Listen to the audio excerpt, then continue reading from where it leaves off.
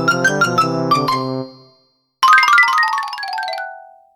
semuanya, kita kembali lagi dalam video tata nama senyawa kimia. Oke, yang terakhir kita punya tata nama senyawa hidrat. Nah, sebenarnya kita harus tahu dulu nih, apa sih hidrat itu? Ya, coba kita lihat. Udah ada gambarnya ya. Jadi, senyawa hidrat itu adalah beberapa senyawa yang punya wujud kristal padat, padat ya, padatan, mempunyai kemampuan untuk menyerap uap air hingga kristal senyawa itu akan mengandung dengan apa yang disebut air kristal. Senyawa semacam ini dikenal sebagai senyawa hidrat. Nah, untuk membuat lebih jelas supaya kamu tuh nggak salah paham ya, meskipun dia itu bisa menyerap uap air dan mengandung yang disebut sebagai air kristal, tapi zat-zat tersebut itu nggak basah ya. Jadi senyawa-senyawa hidrat itu tetap kering karena molekul airnya itu terkurung rapat dalam susunan kristal. Jadi ini cuman uap air secara molekuler gitu. Jadi bukan yang kayak disiram air terus basah gitu, nggak kayak gitu ya. Jadi jangan salah paham bahwa senyawa hidrat itu bukan senyawa yang basah ya, tapi senyawa yang dia mengikat kristal air. Ya. Udara kita ini kan ada banyak sekali H2O dalam wujud gas atau uap air. Itu bisa diserap sama senyawa, sama zat-zat yang bisa punya kemampuan tersebut sehingga nanti akan diikat menjadi air kristal. Ini contoh senyawanya kalau gambarnya secara molekuler kayak gini ya. Jadi ini di sini kita bisa lihat ada oke, mungkin untuk gambar ini akan lebih mudah dipahami oleh kelas 11 ya yang sudah belajar tentang struktur senyawa, menggambar struktur Lewis dan kemudian senyawa kovalen dan sebagainya ya. Tapi untuk yang kelas 10 ini untuk informasi aja bahwa kayak gini nih bentuknya. Ini ada logam Cu mengikat H2O, ini H2O ya, ada 5 terus CuSO4 gitu. Ini SO4 gitu. Struktur hidrat dari copper sulfate atau tembaga sulfat gitu. Nah, ternyata ya, si tembaga sulfat yang ada kandungan hidratnya ini kalau kita panasin itu bisa menguap airnya. Jadi kalau dipanasin kan kamu tahu kan, air itu menguap kalau misalnya dipanaskan. Nah, kalau dipanasin, nih kita taruh di atas api gitu ya, nanti dia bisa menguap airnya. Nah, senyawa-senyawa hidrat ini biasanya akan punya warna yang berbeda antara ketika dia mengikat air dengan saat dia sudah tidak lagi mengikat air. Jadi untuk si CS4 ini pas dia mengikat air, warnanya tuh birunya cakep gitu loh. Biru-biru yang cerah, cakep gitu. Nah, tapi kalau dia udah nggak mengikat air, warnanya putih aja gitu. Ya, kayak biasa aja gitu, putih gitu. Itu unik banget gitu untuk senyawa hidrat ini. Nah, selanjutnya kita akan melihat ya, apa aja sih sebenarnya yang em, perlu kita ketahui dari senyawa hidrat. Pertama, hidrat itu mengandung air dalam jumlah yang stoikiometris. Balik lagi, ini kalau kelas 11 mungkin sudah paham ya, maksud dari stoikiometris itu apa. Tapi untuk kelas 10, artinya ini dalam jumlah yang sesuai gitu aja ya. Kita akan belajar tentang stoikiometris setelah kita belajar tentang senyawa. Nah, rumus hidrat itu direpresentasikan menggunakan rumus komponen yang anhidrat atau non air, ikuti sebuah titik, lalu rumus H2O yang diberikan angka dalam jumlah yang sesuai ya dengan rasio mol H2O per mol komponen anhidrat yang ada. Oke. Definisinya mungkin bikin kamu bingung ya. Nanti kita akan lihat contoh-contohnya aja nanti ya. Nah, hidrat itu biasanya diberi nama dengan menyebutkan nama komponen anhidratnya.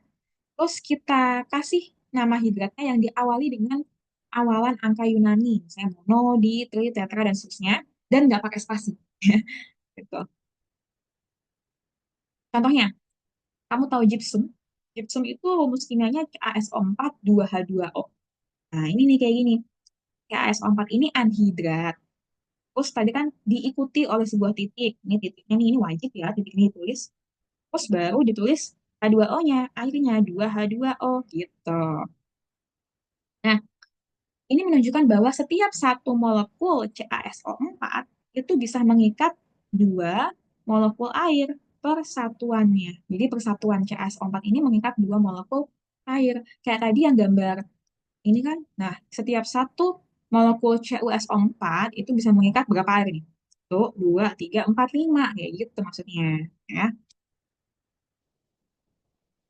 Kalau semuanya kita kembali lagi dalam video tata nama senyawa kimia. Oke, yang terakhir kita punya tata nama senyawa hidrat. Nah, sebenarnya kita harus tahu dulu nih, apa sih hidrat itu? Ya, coba kita lihat. Udah ada gambarnya ya. Jadi senyawa hidrat itu adalah beberapa senyawa yang punya wujud kristal padat, padat ya, padatan, mempunyai kemampuan untuk menyerap uap air. Hingga kristal senyawa itu akan mengandung dengan apa yang disebut air kristal. Senyawa semacam ini dikenal sebagai senyawa hidrat. Nah, kita menuliskan namanya itu diikuti dengan awalan Yunani. Nah, kamu ingat kan awalan Yunani kayak gimana? Satu, itu biasanya nggak ditulis angkanya. Artinya itu mono. Dua, bahasa Yunaninya itu di. Tiga itu tri, ya, empat tetra, lima penta, enam heksa, tujuh, kalau tujuh itu hepta ya, tapi saya salah tulis, maaf ya. Delapan itu okta, sembilan nona, sepuluh deka, sebelas undeka, dua belas dodeka, 13 trideka, 14 tetradeka, 15, dan seterusnya. Tinggal ngikutin aja. 5 kan penta, berarti kasih deka. Penta, deka, dan seterusnya. Ya. Nah, ini contoh pertama. Banyak banget senyawa hidrat yang ada di kehidupan sehari-hari dan mungkin kamu pernah menemukan tapi nggak tahu nama kimianya apa. Cuma tahu nama pasarnya doang. Gitu ya. Mungkin kalau, ya nggak semuanya sih ya. Banyak, beberapa ada yang di kehidupan sehari-hari, ada juga yang tidak. Nah, ini saya kasih contoh. Pertama, kita punya yang namanya Blue Vitriol. Itu nama pasarnya itu ya. Tapi nama ininya apa sih gitu? Kok saya kasih sini? Nama kimianya saya hapus dulu. Nah, caranya gampang aja ya. Kita tuliskan nama depannya dulu, baru nama hidratnya. Nah, itu kan depannya ada CuSO4. Kamu tahu dong ini apa? Ya, CuSO4, SO4 itu kan sulfat, punya muatan -2. Otomatis Cu ini juga punya muatan +2 dong, biar impas, ya kan? Jadi namanya adalah, apa itu Cu?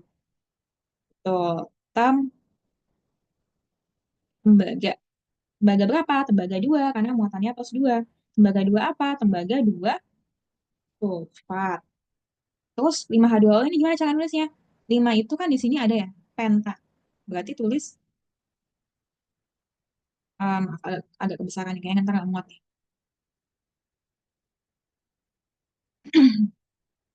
Sebagai 2 sulfat, penta, hidrat. Jadi H2O itu kita tulis sebagai hidrat, tapi nggak pakai spasi ya, kayak yang saya bilang tadi. Habis penta itu langsung, langsung hidratnya. Gini. Oke, paham? Oke. Lanjut. Yang kedua, kita punya gypsum. Tadi ya, ini sebenarnya apa sih namanya, nama kimianya? Oke, Ca itu kan kalsium. Tulis di sini, kalsium. Kalsium apa? SO4 tadi kan sulfat. Oke, tulis lagi, kalsium sulfat. 2, kok jadi 10 sih? Dua itu apa bahasa Yunaninya? Di, oke, di apa? Di hidrat. Karena kan H2O itu hidrat ya. Lanjut, coba tebak. Tebak kan jadi. Jadi ini tuh senyawa boraks ya. Boraks itu tuh kamu sering lihat kalau di reportase-reportase investigasi. Aduh, itu nama nama acara lagi. Nah, nggak apa deh, masih sensor itu aja. Itu adalah senyawa yang biasanya dipakai nih sama pedagang yang tidak bertanggung jawab untuk mengawetkan makanan. Padahal nggak boleh gitu ya. Nah, kamu nggak pernah tahu kan kayak gimana senyawanya? Nah, rumusnya itu Na3B4O7 10H2O. Nah, sekarang pertanyaannya, natrium apa itu namanya? B4O7 itu apa sih nama ionnya gitu kan?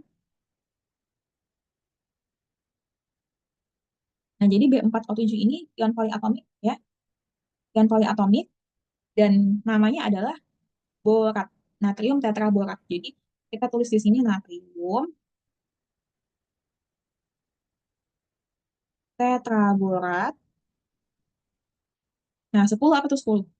Dk, berarti dk hidrat ini saya di bawah karena nggak muat ya. Dk hidrat itu. Lanjut. Nah, karat besi. Kalau kamu melihat pagar rumah kamu atau mungkin ada benda-benda terbuat dari besi di rumahmu atau di sekitarnya, kok bisa warnanya kuning-kuning ya, menghasilkan karat gitu. Karat yang warnanya kuning, oranye, kemerahan itu tuh rumusnya ini. Fe2O3 yang serbuk tuh ya.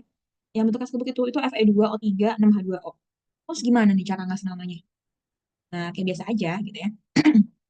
Oh, ini kan punya muatan -2.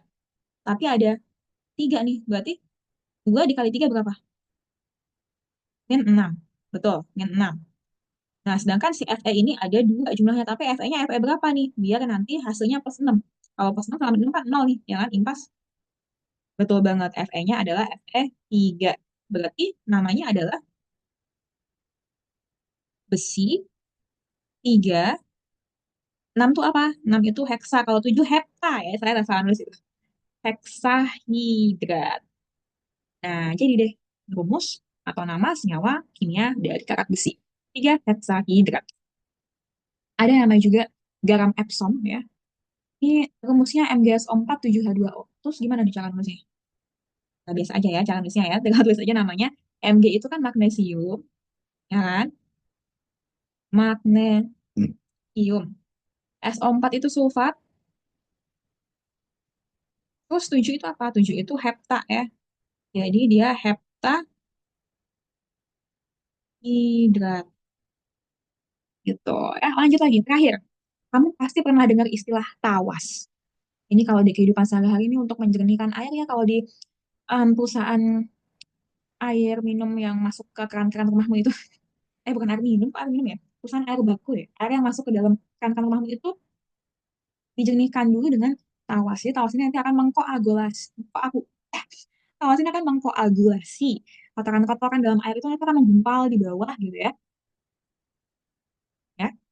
dengan senyawa kimia yang disebut kalau oleh pedagang pasar atau oleh em, masyarakat awam itu sebutnya tawas gitu ya.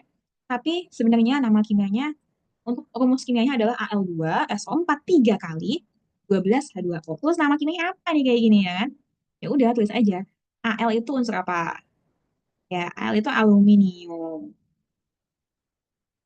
Terus SO4 apa? SO4 itu sulfat ya. Ini pasaran banget. Ion sulfat tuh di mana-mana ada. Nah, 12H2O. Banyak banget nih airnya. 12 apa? Bahasa Yunani ya. Oke, dodeka. Berarti aluminium sulfat. Dodeka apa?